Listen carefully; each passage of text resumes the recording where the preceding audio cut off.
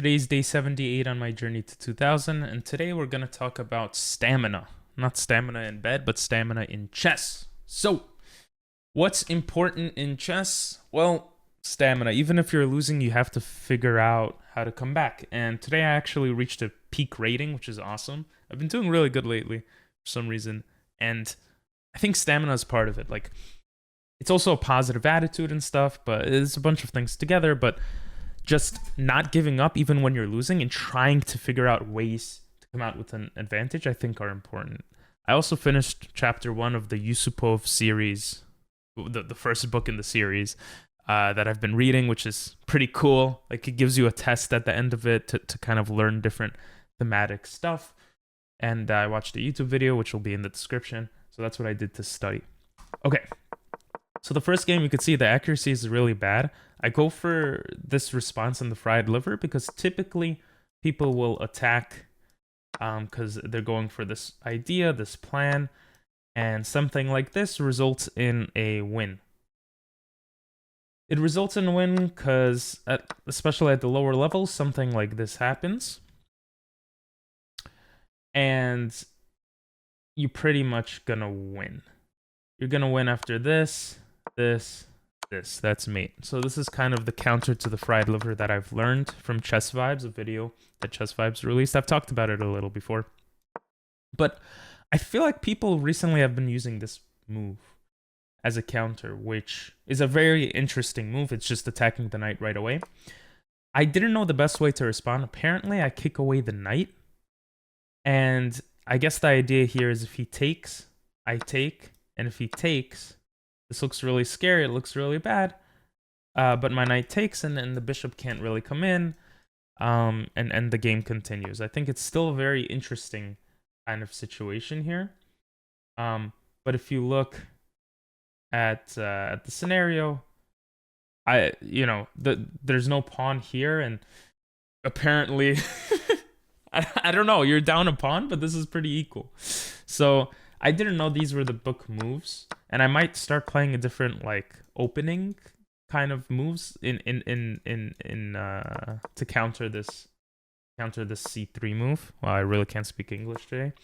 But anyway, I move the knight back. He brings his queen in, and I push with the pawn, which is just not a great idea. I'm just trying to get out of the situation. We trade a bunch of things, and I'm just completely losing. I'm completely losing because of a move that I see. My opponent is playing super fast, though. But the move I see is this check, and he's winning my queen. I have no way to take the knight back, except like this, and I'm losing my queen. He doesn't see it, and I'm like, whew, I have a chance. And this guy was rated 1700, right? Before. The ratings show after the game, so I brought him down to the 1600s again. But I'm like, okay, I need to do something. The funny thing is, this still works. I don't know what I was thinking. Like, this was still a bad move, and the same idea works. And so I come in here with the bishop, and the idea here is that if he checks here, I could take with the bishop, and obviously he can't take my queen now because he moved his queen out of the way, targeting my knight. The bishop also protects the knight. So he brings a pawn out. I expected this move. Oops. I expected this move, and I was thinking maybe I have to bring the queen back, and apparently that's a pretty even game. Or I expected maybe the rook coming out, and then maybe I castle, but I have to be a little careful because the knight's going to move and stuff, and my bishop will be hit. But he just pushes a pawn to bring the bishop into the game, and I come with this beautiful move. And the idea behind this move is, let's say you try to kick my queen away. I'm going to keep eyeing this knight. And if the knight moves out of the way, you get checkmated. So my opponent attacks my knight. I go back attacking his queen, right? So I have this double threat.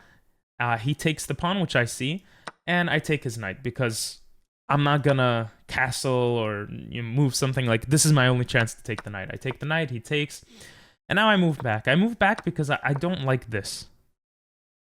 I just really don't like this. But I'm dumb because this is just a free rook.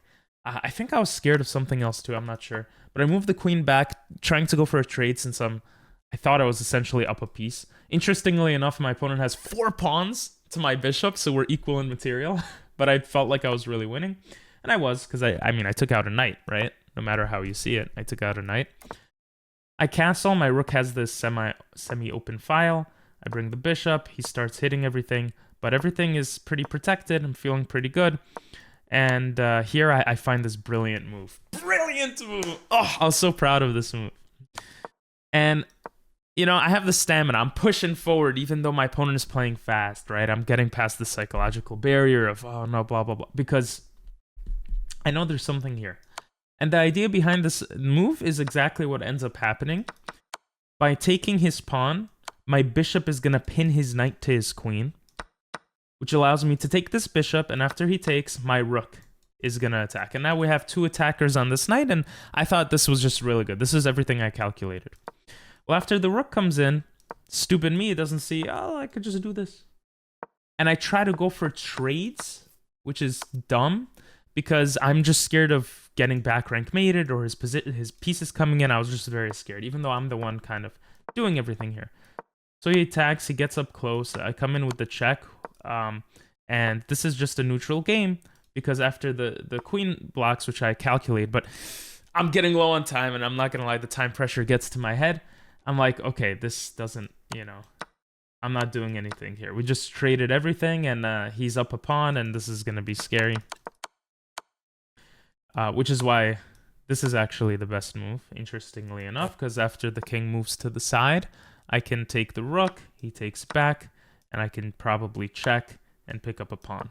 Something like that is what I'm guessing. I mean, this move wouldn't make sense, right? This, if he blocks with the queen, I don't know. I didn't look this far, but it looks like I can just pick up a pawn at the end of it. And so we're equal in material. Very interesting. Instead of all that,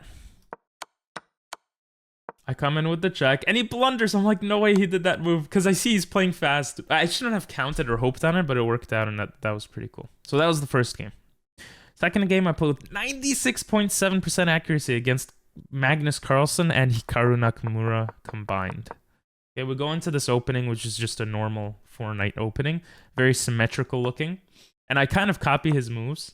And then I take, because he castled here, I go for this attack right away. And I recognize he could take, and again, this person's playing super fast, but I'm like, why would you take? It doesn't look good. I was right. It's not good.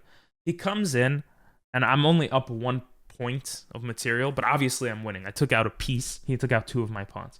And here, I thought for a while, here or the next move or something, because you actually have to be very careful here. Very careful. Because the idea is, your queen is pinned, and the knight can come in. I've been much more attentive to knight moves. The knight can come in to d5 and cause all sorts of problems, right? So if you just ignore this, this is what I saw. How do I deal with this threat? It looks like I'm losing the knight, and then I'll be down 2 points. And I'm probably going to lose. The queen's going to come in. You know, my king's not really safe in the middle here. The pawn is blocking for now, but, you know, so but maybe the bishop could even get rid of itself for the queen to come in. So I was thinking of all these things. And I see this move as the best move, because if he comes in with the knight now, I'm fine with that. I can take, and the threat is essentially gone. If he comes in with the queen, he can't come here or here because it's protected. Then my knight can just take. It blocks the vision, and if the bishop takes to try to have this checkmate threat, then it's fine, because I could just come here and protect, and I'm winning. So I actually see all of that during the game. I bring the rook here. He brings a pawn forward, so I can't attack the bishop. Makes sense. I probably saw that. And then I considered this bishop move. And this I thought was super cool. I was like so proud of myself. Because the idea behind this move is that you're attacking the queen, and white can't block with the pawn. So the queen has to move. But the other idea is, to be honest, I thought the pawn could move. I didn't see that my bishop was pinning it for a second. But I thought even if the pawn moves, I could bring it back. And the idea is that the queen doesn't get into the position. And if we trade, there really aren't any threats on my position anymore, because the queen can't get in. And most of his pieces are gone. The knight can still get in, but maybe I go rook g6 or something. Anyway, I bring the bishop. He takes it, which I also calculate. So I just take, he takes, and here I take back with the knight. And the reason for taking back with the knight and not the rook is because I still want a castle. I just had an alarm go off to start the recording. Anyway, I still want to castle.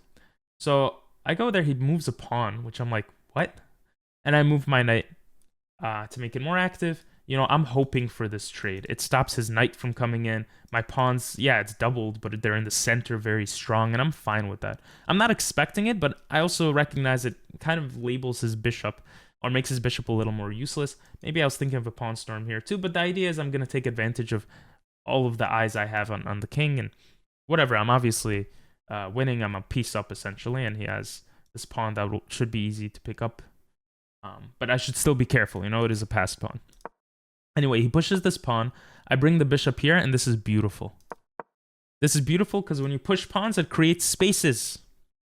And I'm like, oh, this is beautiful. Look, the guy spent less than a minute. We're 14 moves in. And this is so beautiful because the knight can't move. You lose the rook.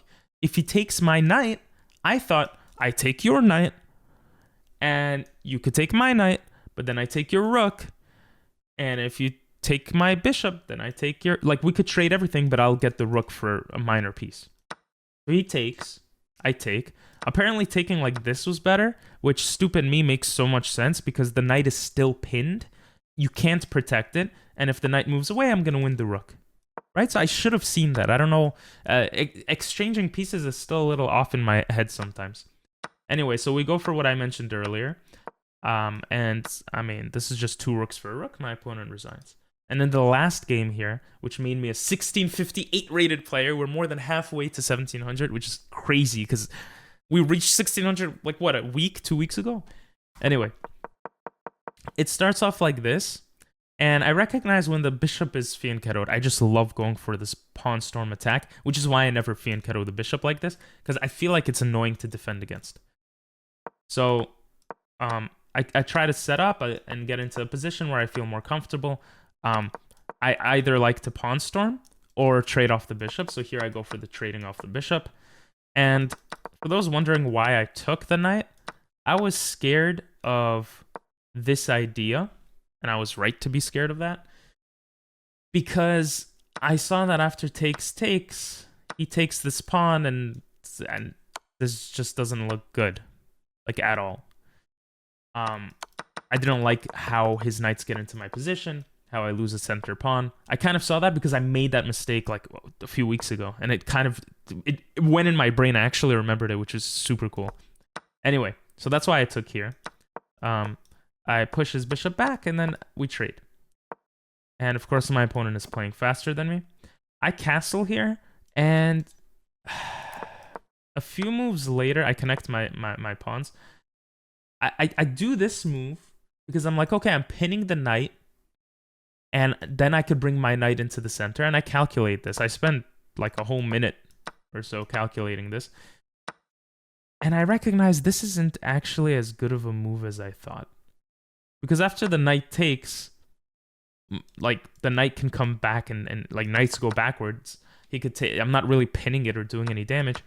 So I just take back right away, and I have this isolated pawn, which is harder to defend. If I took back like this, the idea is if he takes now, I can take the queen. So he can't take. And now if he does something like this, then I'm... You know, we trade, and I'm just winning because I'm up a piece. So now, this is how I can make stuff happen. And the computer says g8 is the best move to protect the queen, which makes sense. But that's great. Like, you're literally going back to the starting position. So, very, very, very, very interesting. I don't do that. I take, and I'm like, I feel like I'm losing. I need my queens. I need my queen to be aggressive. Now, taking here, the reason why I think this is equalizes the position is because now I create this annoying pawn for my opponent as well. And it's not so simple, right? He can't push this right away because the knight's in the way, and I could probably start attacking. You know, if he does something like this, I could win this pawn, and now this becomes an isolated pawn, and the game becomes very neutral. You could see the computer says very neutral, right? So instead of that, though, I try to keep my queen around. I keep attacking his queen, and I go for ideas of, like, discovered checks, but he doesn't fall for it. He picks up my pawn, he picks up another pawn, things are looking bad. And here again, the idea is, again, discover a check, he doesn't fall for it. bring my rook to safety. He attacks my rook. I take the bishop. And it's just looking really bad. He's getting his pieces into the position. And here, even the computer is saying, bro, just get rid of your queen because you're going to get this. I didn't see that. That's such a cool set of moves. I have 2.5 minutes left at this point, and I'm just trying to survive, trying to create a fortress, trying not to get mated. I recognize this from losing games like that in the past. And I come in with this rook move, which I thought was kind of clever, just to force him to think and move his queen away. I'm targeting this pawn. He comes in with the rook. And here I'm like, Jesus Christ, this looks really bad. So I had the option of moving my rook, but I didn't want to make it seem more passive. So I pushed the pawn forward, which generally you don't want to do. You don't want to make your protection of the king worse. And my opponent just gets rid of his rook. I started playing fast around here too because I had less time. He gets rid of his rook. I'm like, that can't be good. That's literally what's making you win. How like forceful you are in this position, and the fact that you're up material. You're up like a whole piece of material essentially in terms of pawns. And yeah, he ends up doing this, and I realize I just have to be really solid. I have to make sure everything is good. And so I actually at this point when I push the pawn forward, I thought in my head, what if he takes? I literally thought of this. I take back, he checks me, and my rook just blocks. And that's exactly what happened. And I was so surprised because I'm like, your queen can't come in. The rook can't, like, do any... Like, what's the purpose of this? And I was right. I just try to get all my pieces kind of together. And you see my king looks very safe. I try to go for a trade because I'm winning. And then I get this checkmate. And just like that, I'm a 1658 rated player. Because people play fast at this rating. I don't know. I don't know what it is. Very lucky. But I hope you guys enjoyed. Say 58 in the comments if you enjoyed. I really want to get a game like live with you guys, meaning not me just reviewing games. So hopefully that happens tomorrow. But yeah, have a great one. Say 58 in the comments, and appreciate you guys. Bye bye.